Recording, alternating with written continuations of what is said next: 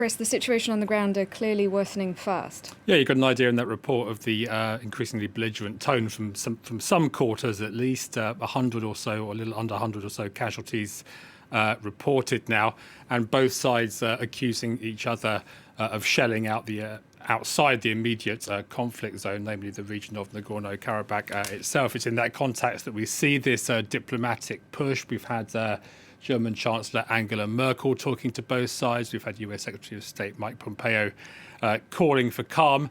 And Emmanuel Macron, the French president, he's been quite active internationally of late on Belarus, on Lebanon, and looking to exercise France's influence here by reinvigorating the Minsk group, as it's called, which France co-heads with Russia and the US.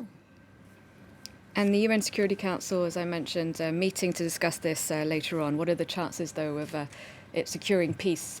Well, a ceasefire is one thing. A lasting peace, as we were hearing there, has proved much more elusive. We were talking there about the Minsk group. It was established in the 1990s to get a peace treaty signed. That peace treaty, the best part of 3 decades down the road, still hasn't been signed. And this is a conflict, a frozen conflict, if you like, which is defrosted on pretty regular occasions last year, particularly badly back in 2016.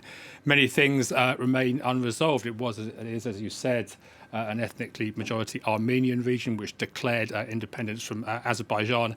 In the eyes of the world, including Armenia, Armenia's never actually recognized it as anything independent. It remains part of Azerbaijan. It's also at a historically important crossroads in the South Caucasus. It sits on a lot of oil and gas transport routes.